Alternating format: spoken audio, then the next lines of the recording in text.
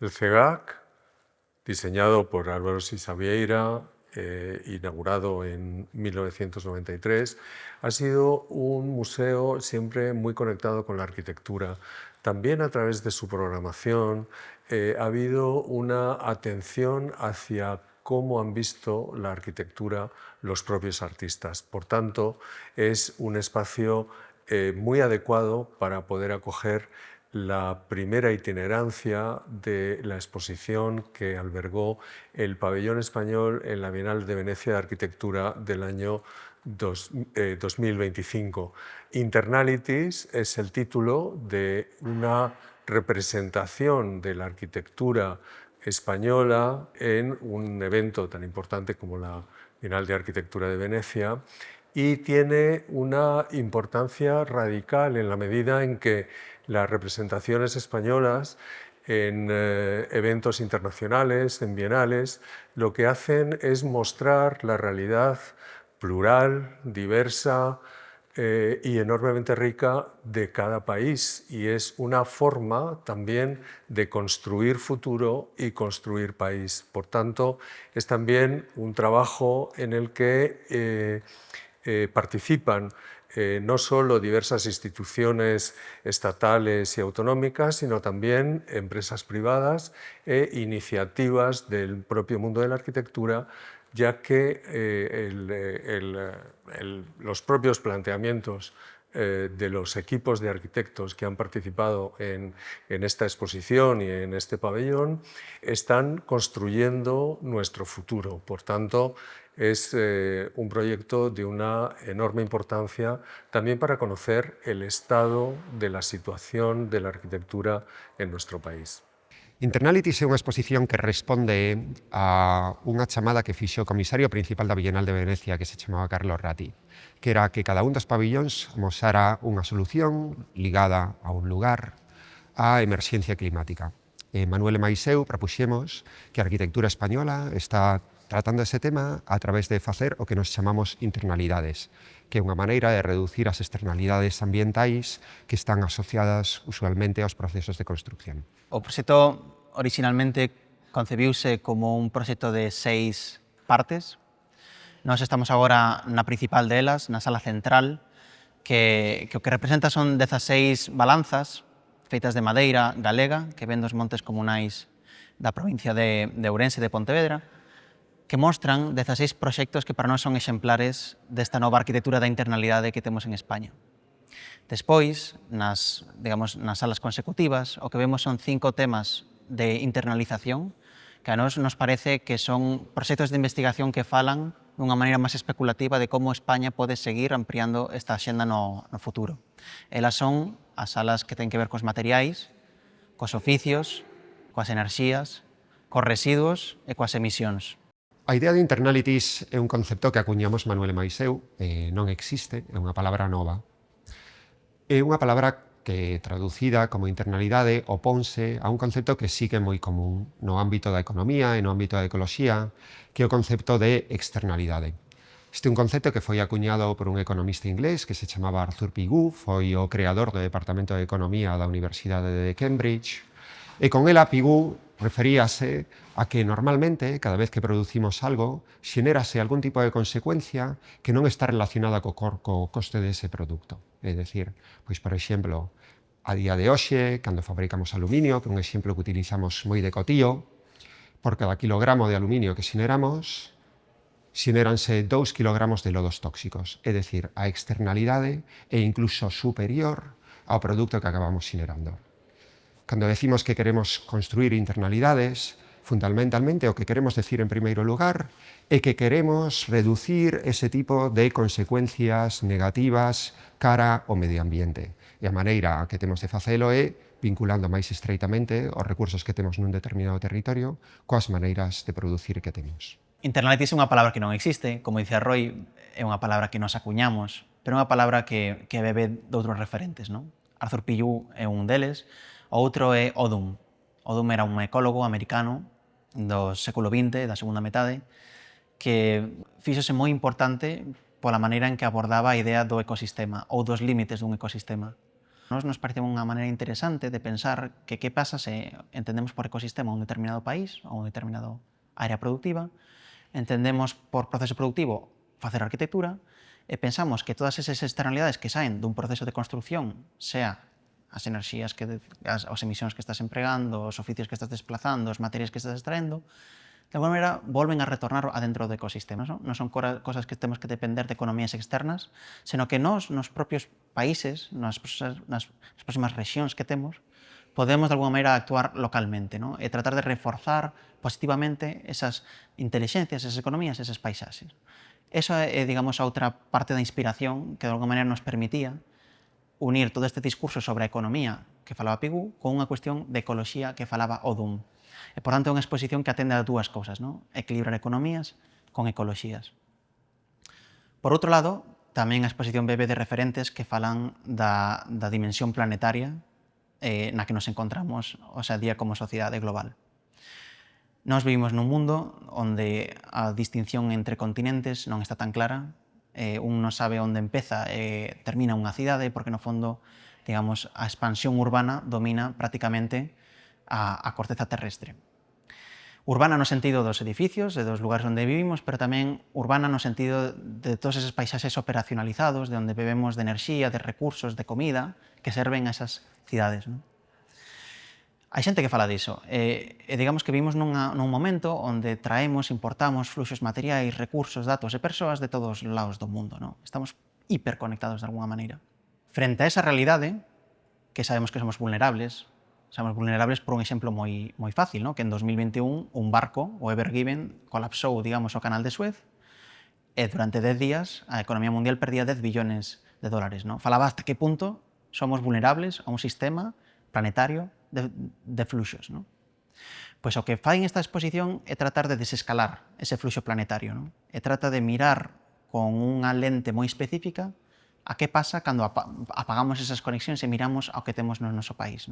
Que novas paisaxes, que novas inteligencias, que novos recursos se revelan, e como nós como arquitectos podemos construir con eles para non só facer boa arquitectura, senón tamén repercutir positivamente na xente que vive con nós neses lugares. Internalities é unha exposición que parte dunha serie de conceptos e intenta agrupar a produción arquitectónica española en relación a esas ideas de internalidade, de ecoloxía, economía, equilibrio, etc. E intenta tamén xenerar coñecemento a través do que fai. Un elemento para nós moi clave para conseguir reforzar ese recurso é realmente ser capaces de visibilizar e colocar como un instrumento público, tanto para os arquitectos como para o público xeral, cales son eses recursos de construcción que podemos estar empregando e que están posiblemente sustentando unha maneira distinta e nova de facer arquitectura. Para ele, unha das cousas que fixemos foi falar cun estudio de arquitectura que se chaman POLS, un estudio brasileiro, que son extremadamente bons no deseño de mapas e mapeado, para facer este documento. Este documento é o mapa da Península Ibérica, en particular de España, de recursos. Vemos aí os materiais que están presentes na exposición, pero tamén outros. Vemos os distintos tipos de madeira que podemos empregar e as súas variedades. Vemos as distintas canteiras, as distintas variedades de pedra que existen. Vemos tamén aspectos mesmo máis de detalle, como poderían ser incluso os lugares de procesado de reciclaxe, tendo en conta que non se trata só de empregar materiais que temos aí afora, senón tamén materiais que foron previamente utilizados na construción e que necesitan ser recuperados. O mapa mosa, de feito, non só iso, sino mosa como a propia exposición fai uso deso. Por unha parte existen os proxectos que amosamos, os 16 proxectos, indicando o lugar onde están construídos e indicando tamén o lugar de proveniencia do material que empregan e incluso da mesma exposición. Internalities construíse fundamentalmente con piñeiro de Galicia, piñeiro que provén de montes comunais e que foi proporcionado grazas á empresa Finsa.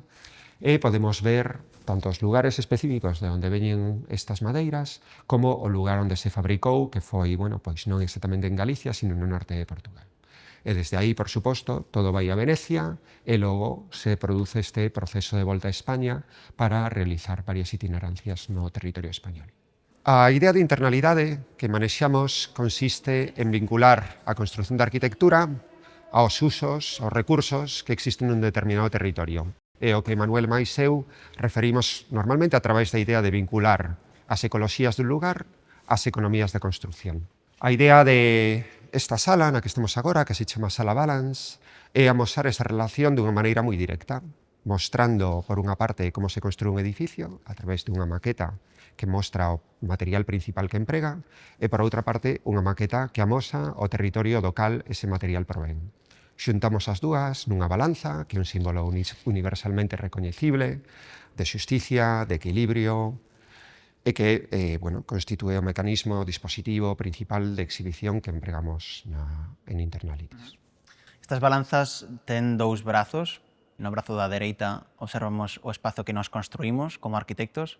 Obedece a unha escala habitualmente entre un 20 e un 25 que fala do detalle, ¿no? Como un determinado material que eles internalizan con maior ambición, estes 16 estudios por toda España, pois nos mostra como está construído, como está internalizado ese material, como se un unha peza coa outra, a estrutura coa cuberta, coa fachada, etc. ¿no? O outro brazo da balanza fala do outro espazo, que non é o que construímos, senón que é o que deconstruímos, que ten que ver co bosque, ten que ver coa canteira, ten que ver co chan de onde sacamos a terra, que facemos despois as estruturas, os bloques, as cerámicas, etc. E o que nos contamos é que ambos espazos deben ser considerados co mesmo cuidado e coa mesma atención por parte dos arquitectos, por parte da sociedade en xeral, pero nós como arquitectos, de alguna maneira, temos unha axencia, no? Cada vez que diseñamos unha línea e facemos un deseño que obedece a unha determinada cousa, no fondo estamos a repercutir nun paisaxe. Esas repercusións poden ser negativas ou poden ser positivas. E os 16 exemplos que mostramos aquí falan de repercusións positivas, porque esta madeira ven dun bosque certificado, sostenible, de maneira regenerativa, local, ou ben porque as canteiras non producen emisións de CO2, etc. ¿no? Esta relación, para nós, igual de importante, é o que estas balanzas pretenden comunicar. Na sala veredes que hai 16 proxectos. Eses proxectos veñen de todos os lugares da xeografía española. Proxectos da Cornixa Cantábrica, proxectos situados aquí, en Galicia, no arco mediterráneo, no centro de España, etc. E veredes tamén que hai tamén unha cantidade notable de distintas tipoloxías de arquitectura. Hai vivenda colectiva, hai vivenda unifamiliar, hai espacio público, hai dotacións, hai mesmo paisaxismo. O que nos parecía moi importante comunicar a través de toda esa variedade, tanto tipolóxica como xeográfica, é que a proposta que está a facer o Pabillón de España é aplicable a todo tipo de contextos e a todo tipo de arquitectura. É dicir, traballar con recursos que son recursos de proximidade, que nos axudan a descarbonizar moi notablemente a maneira na que construímos e que establecen estas sinerxías positivas entre territorio e arquitectura, pódese facer para calquera tipo de contexto e para calquera tipo de edificio. Nós como comisarios fixemos un proceso de selección de participantes que nos parecía que mellor representaban esta idea da internalización. Queríamos ser plurais en moitos sentidos. En primer lugar, queríamos darlle a oportunidade a todos os arquitectos de España que sentían que podían aportar ou que o seu traballo se aliñaba con esta visión. Queríamos darlle a oportunidade de que participasen. ¿no? Para iso fixemos un open call, unha convocatoria, onde se recibiron máis de 200 propostas de 200 estudos, ¿no? E onde contábamos cun comité de evaluación deses proxectos, que eran 6 persoas, que entre todos tratábamos de seleccionar 16, ¿no? Foi un traballo moi difícil, 16 que representaban ou complementaban distintos aspectos do proxecto. ¿no? Queríamos ser tamén diversos nun punto de vista xeográfico, entón nese proceso de selección pois procurábamos que estuveran equilibradas as contas, ¿no? Que tivemos pois, proxectos que falaban do norte, proxectos que falaban do levante, proxectos que falaban do sur, proxectos que falaban das illas, etc. ¿no? E que ao mesmo tempo falaran dunha paleta material moi diversa, ¿no? Proxectos de madeira, de terra, de pedra, de residuos, etc. A outro esquema que pensábamos que complementaba ben a exposición era a través da selección individual dun equipo de participantes. En concreto, 5 equipos. Eses 5 equipos estaban compostos dunha parella de arquitectos investigadores, é dicir, arquitectos que exercen como tal, pero que tamén teñen unha componente narrativa que nos interesaba, que fan un tipo de investigación moi precisa, ou ben sobre unha determinada xeografía ou ben sobre un determinado recurso, e emparexábamos a este equipo con uns fotógrafos ou fotógrafas. Non? Entón eran un equipo de 3 participantes por cinco temas que queríamos explorar. Non? Iso non lle daba unha riqueza de participación e xeográfica moi diversa a exposición. A eles, a estes 5, que son os que van a falar de residuos, de emisións, de oficios, de materiais e de enerxía, lles poñíamos 3 regras. A primeira era que teñían que condensar todo un proxecto de investigación novo, feito solo para este pabellón, a través de 2 documentos. O primeiro, unhas paredes verticais feitos de fotografías de grandes formatos, que falaban deses paisaxes, desas rexións. O segundo, un documento tridimensional, que é unha peza, unha instalación, que de alguna maneira sintetizaba o que querían dicir. A terceira regra que lles poñíamos era que era un diálogo, que non era un encargo ou unha pregunta que lles lanzábamos, sino que iba a ser un diálogo entre eles e nós, e un comité científico internacional que habíamos invitado precisamente a asesorarnos, digamos, con todo este proxecto ao longo dos meses. O resultado é estas salas que vedes aquí, onde se concentra toda esa investigación, toda esa parte máis especulativa que trata de mirar non tanto a evidencia que xa hemos coleccionado, que son as balanzas, senón máis ben as liñas de futuro que temos por diante como país. Un dos temas que tratamos, que consideramos no que é moi necesario internalizar, é os residuos. Así que dedicamos unha sala especificamente a este tema. Foi un traballo que foi realizado por 2 diseñadores industriais, foron os únicos non arquitectos que fixeron estes traballos de investigación, que se chaman Lucas Muñoz e Joan Belvé, cuxo traballo sempre ten que ver coa xestión de residuos, coa súa reutilización, etc. E neste caso traballan cunha fotógrafa que se chama Ana Amado. É un traballo que se centra na área central de España, e en particular na rexión metropolitana de Madrid. E iso é así porque, ao contrario que outros espazos que utilizamos, é un lugar que se cadra é menos rico en recursos naturais e donde, porén, o que se fai absolutamente necesario é entender como todo ese material construído que xa existe pode ser reutilizado para facer de novo vivenda.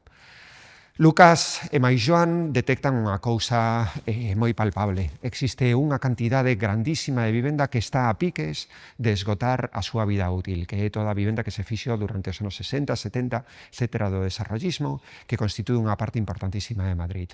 E eles amosan como todo ese material, que o que vemos nesta columna que temos aquí, pode ser reutilizado. A columna é unha instalación interesantísima que amosa por unha parte o material original e logo como ese material pode ser reempregado.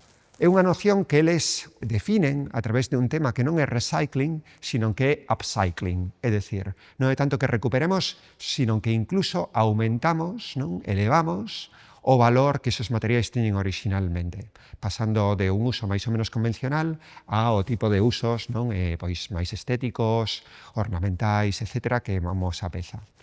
O traballo que o campaña de Ana Amado amosa todo o ecosistema de produción e xestión de residuos da Comunidade de Madrid, que é un aspecto que normalmente está completamente externalizado, non vemos, está oculto, e que, pois, a través deste traballo pasa a estar claramente dentro da luz pública. O segundo proxecto de investigación de Internalities ten que ver coas emisións. É unha cuestión non tanxible, que está na atmósfera, que contamina a atmósfera e que é moi difícil de alguma maneira visibilizar o seu impacto, máis alá das métricas. Isto é unha externalidade moi clara dun proceso productivo. E, de feito, é probablemente a máis problemática de todas, que nos leva á situación de cambio climático. Como visibilizar esta cuestión? Non? Pois o facemos a través de un equipo balear, das Illas Baleares, que son Carles Oliver e David Mayol. Eles traballan con recursos de proximidade de quilómetro cero que solo se atopan na illa, e con elo eles fan vivienda social, que é outro dos grandes problemas da illa, ¿no? Que é, digamos, esa falta habitacional polas forzas turísticas que lle dan forma. A esta sala súmaselle o traballo de Milena Villalba, que é unha fotógrafa que vai a documentar todos eses paisaxes de onde obtén os materiais como a pedra, a terra, a madeira, as algas coa que fan o aislamento térmico nos seus proxectos. Esta sala, de unha maneira, ven a falar das políticas públicas que se estableceron nas Illas Baleares no mediados da década pasada, que ven a prevenir as emisións que nos botamos á atmósfera. Para nós as emisións non é tanto unha cousa que un manda á atmósfera, senón unha cousa que un pode activamente e politicamente intervir. Entón, o que vemos nas Illas Baleares é unha inclinación política clara por tratar de, por un lado, traballar cos materiais que eles teñen e, por tanto, recuperar economías que parecían olvidadas, como, por exemplo, as canteiras, moitas delas desaparecidas, e que non xeran emisións, ofrecendo as mesmas características e propiedades que, por exemplo, o formigón. Por outro lado, a idea de dar solución a un problema habitacional e de vivenda que acosa toda España e toda Europa, pero en especial as Illas Baleares. E facelo a través dun xeito que, no fondo, xenera boa arquitectura. E boa arquitectura para as persoas que viven en ela. E, de feito, as fotografías de Milena Villalba retratan sempre esas arquitecturas habitadas polas persoas que viven nela. O que aquí vemos é unha peza que sintetiza esa investigación. E o que eles claman é que traballar coas propiedades mecánicas que un ten na illa comprende traballar sempre a favor e nunca en contra dos materiais. Se un o que ten é pedra, pois para facer estruturas con pedra ten que facer bóvedas, ten que facer muros, ten que facer estruturas que pesan. No? Frente a esta idea da sostenibilidade como algo lixeiro que ocupa menos materiais, eles abogan por unha arquitectura pesada que te aílla térmicamente do exterior, que ten que volver a espacios, a elementos que parecían do pasado, como unha bóveda ou unha cúpula. E o que aquí visibilizan é a liña de forzas que comprende facer unha estrutura así. Ti, para facer unha bóveda, necesitas descargar esas cargas ao chan, e para facelo necesitas duns pilares grandes, no? Que aquí se simbolizan con estes triángulos, que fala das liñas de carga que son necesarias para sustentala. Isto, que no fondo é unha cimbra, é como se construe unha bóveda, é o mecanismo que eles utilizan para construir esas vivendas sociais, e ali vemos outra bóveda que, digamos, que é o tipo de arquitectura que eles están a facer ali. Unha cousa que cambiou respecto á exposición en Venecia é que a pedra mudou, no? A pedra que utilizábamos en Venecia era unha pedra do Véneto. Aquí estamos usando granito local do país. Isto é porque eles din que se en Baleares eles traballan coa súa pedra de marés, fan ese esforzo de traballar co que ten a man, en realidade cada unha das rexións que compoñen o noso mundo pode facer o mesmo. No? Eles empeñáronse en facer a bóveda de Galicia coa pedra galega, e a medida que vayamos cambiando de cidade, esta bóveda irá actualizando a súa pedra e a súa cor e a súa textura. O terceiro proxecto de investigación que realizamos titúlase Labor, a traballo, que é un término que ten no fondo bastante derivadas, incluindo tamén a variada pois, de artesanía, de coñecemento, que para nós é moi importante. Cando a construcción durante os últimos 70 anos dependeu fundamentalmente dunha industria petroquímica e dunha serie de materiais non locais, non? Como pois, a produción de formigón, o uso de aceiros, aluminio, etc. Eso non só implicou a importación de material con frecuencia, sino tamén a pérdida e ao relegar toda unha serie de saberes constructivos.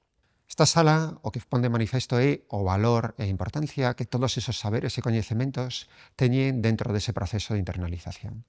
E para iso centrámonos no caso do arco do Mediterráneo, e en particular de Cataluña, donde as terras foron sempre un material fundamental do que se construía. A transformación das arxilas, en ladrillos, en bóvedas, en azulexos, etc., en muros tamén, de tal maneira que son capaces de artellar prácticamente a totalidade dun edificio. Aquí traballamos con un equipo de arquitectos cataláns, Ana e Eugenia Ibach, xunto con unha fotógrafa, tamén catalana, Caterina Barllau, e eles mosan o que sistema de fabricación vinculado ás terras a través do traballo de 3 empresas: Fet de Terra, Ceramíca Cumella e Rayolería Cuntana.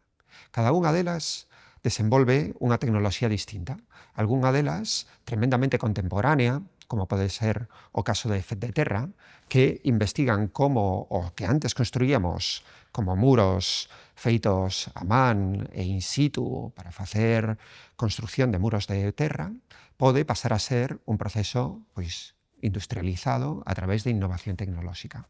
Ou podemos pasar, neste caso tamén, pois no caso de Rayolería Quintana, ao extremo oposto, que é unha empresa aínda familiar, tradicional, que levan pois un século facendo o mesmo tipo de produto. O que nos parecía importantísimo mostrar nesta sala, tamén aquí, a través do traballo de Caterina Barllau, é que detrás de todo isto hai xente, persoas que están fabricando todo un traballo que con frecuencia é manual. E por iso, pois, as fotografías céntranse tamén en amosar ese traballo, en amosar as mans das persoas, en amosar os instrumentos que empregan ese proceso de transformación.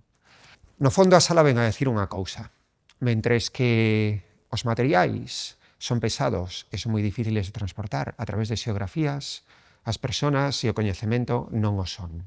Hai aquí un coñecemento que é común a moitísimas partes do arco mediterráneo, onde as características da terra é boa e onde se producen procesos de saberes constructivos que aquí amosamos, pois no caso catalán, pero que no fondo poden poboar moitas outras partes non só da xeografía española, sino europea.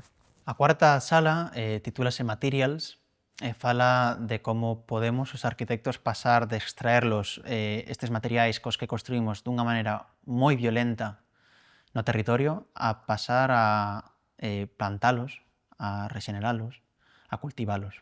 Esta é unha sala que está liderada polos arquitectos Daniel Ibáñez e Carla Ferrer, xunto coa fotógrafa María Azcárate do País Vasco. En efecto, esta sala enfócase na cornisa cantábrica, no norte do país, en concreto en todas esas plantacións do norte de España e as industrias como aquelas que están no País Vasco que están a facer da madera un produto técnico en masa que permite construir vivendas en altura e moitos dos proxectos da exposición no resto de España. E xunto coa galega, unha das industrias, digamos, máis importantes de madeira de todo o país. Nela, Daniel Ibáñez e Carla Ferrer o que fan é de alguma maneira documentar toda a cadea de valor do que comprende facer un edificio de madeira. Con María Azcárate viaxan a visitar toda a industria e o ciclo de vida dun edificio, dende o momento no que se planta eses piñeiros 30 anos antes de facer o edificio no lugar, no?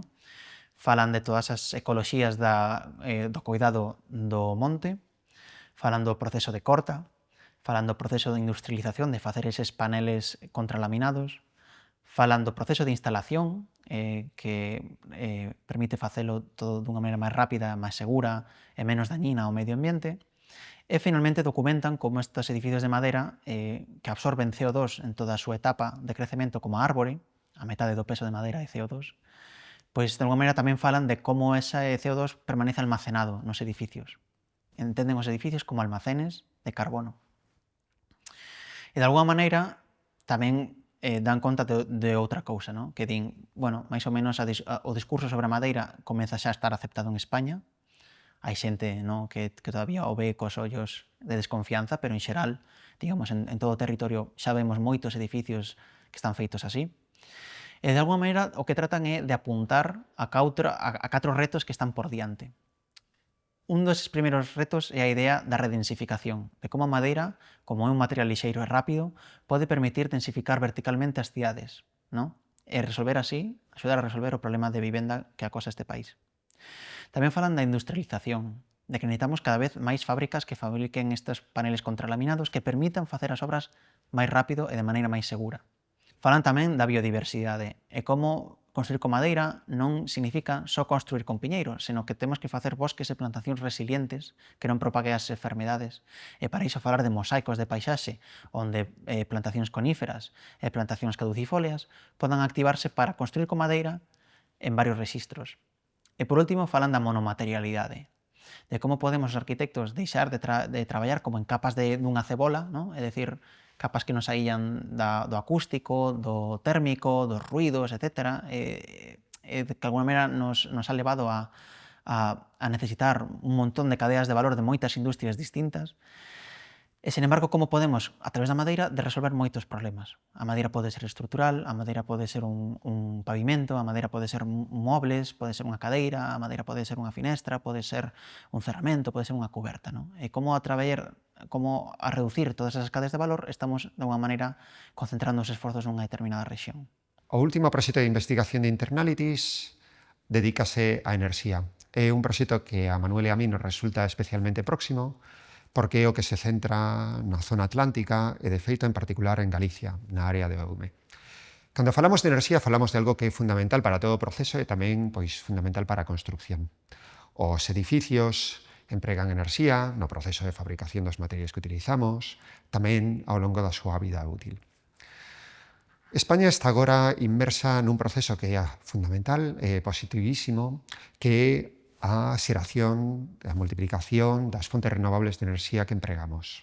De tal maneira que abandonemos o sistema fósil que, no fondo, criticamos no conxunto da exposición, para pasar a un sistema de xeneración de enerxía que sexa igual de regenerativo e renovable que moitos dos materiais dos que estamos a falar.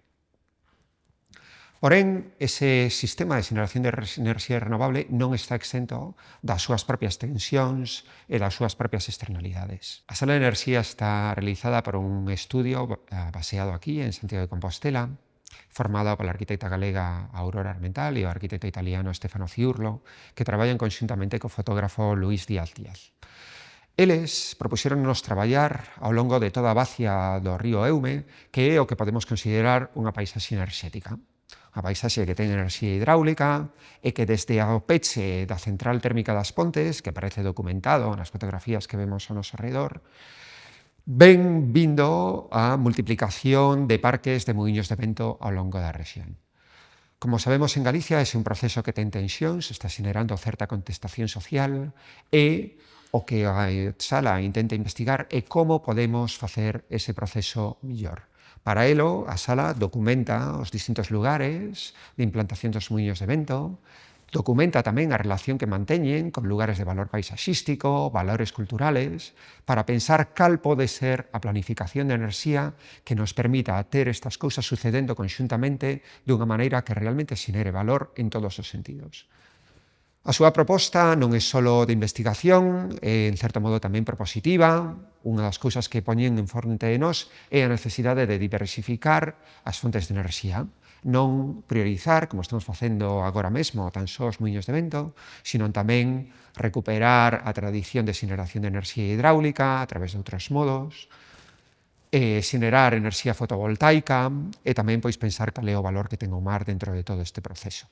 É tamén un proxecto que ten un valor pioneiro dentro de Internalities, que é o feito de que non é só un proceso expositivo, sino que agora estás a convertir nun proceso de investigación, en un proxecto que intenta ter unha plasmación na realidade.